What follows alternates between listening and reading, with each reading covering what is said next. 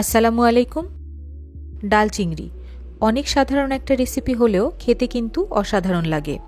অনেকেই হয়তো আমার মতো করে রান্না করেন, আর যারা একেবারে রান্নাতে নতুন তারা ফলো করে বানিয়ে ফেলতে পারবেন মজার এই ডাল চিংড়ি। আর হ্যাঁ, এটি কিন্তু শুধু ভাত না, নান, রুটি বা পরোটার সাথে খেতেও দারুণ লাগবে। চলুন তাহলে রান্নাটা শুরু করি।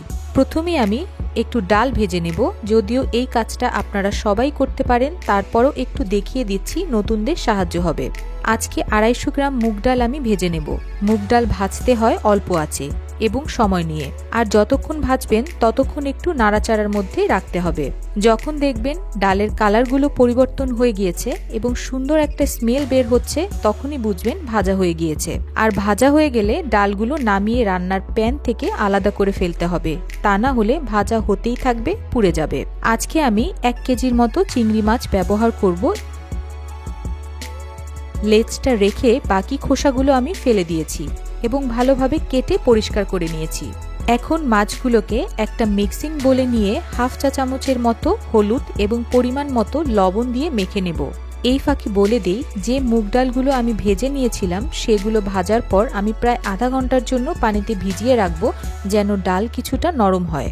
আমার বাড়িতে মুগ ডাল সাধারণত বেশি করে কিনে ভেজে রাখা হয়, তারপর ফ্রিজের নরমালে রেখে দেয়া হয়, যাতে করে পরবর্তীতে এই ভাজার ঝামেলাটা না করতে হয়।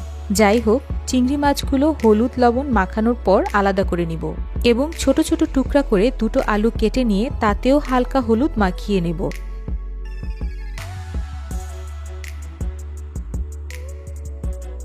এবার ভাজার জন্য একটা কড়াইতে পরিমাণ মতো তেল নিয়ে নিচ্ছি। তেলটা মোটামুটি গরম হয়ে আসলে চিংড়ি মাছগুলো আমি প্রায় 4 থেকে 5 মিনিটের মতো সময় নিয়ে ভেজে নেব।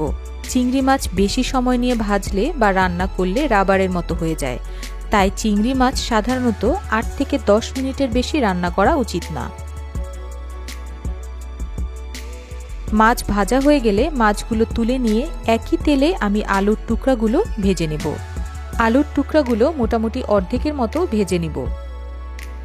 আলু ভাজা হয়ে গেলে এগুলোকে তুলে নিব। এবার একই তেলে আমি একটা মিডিয়াম সাইজের পেঁয়াজ কুচি দিয়ে ভেজে নিব। পেঁয়াজগুলো নরম হওয়া পর্যন্ত ভেজে নিতে হবে। পেঁয়াজ ভাজা হয়ে গেলে মশলা অ্যাড করব। প্রথমেই দিচ্ছি 1/2 চা চামচ আদা বাটা, 1/2 চা চামচ রসুন বাটা, 1/2 চা চামচ হলুদ গুঁড়া, 1 চা চামচ মরিচের গুঁড়া, 1 চা চামচ ধনিয়ার গুঁড়া এবং পরিমাণ মতো লবণ। এই মশলাগুলো সামান্য পানি দিয়ে খুব ভালোভাবে কষিয়ে নিতে হবে। মশলা কষানো হয়ে গেলে এবার ডাল দিয়ে দিব। মশলার সাথে ডালগুলো কিছুক্ষণ কষিয়ে তারপর আমি পানি অ্যাড করব।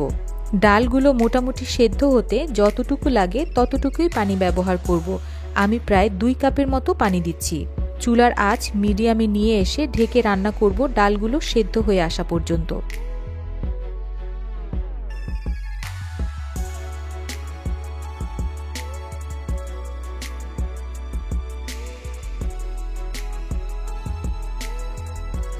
ডালগুলো যখন মোটামুটি 4 ভাগের 3 ভাগ সেদ্ধ হয়ে যাবে, তখন আমি এর মধ্যে ভেজে রাখা আলুগুলো দিয়ে দিব এবং আবারও ঢেকে অপেক্ষা করব ডাল এবং আলু পুরোপুরি সেদ্ধ হয়ে আসা পর্যন্ত।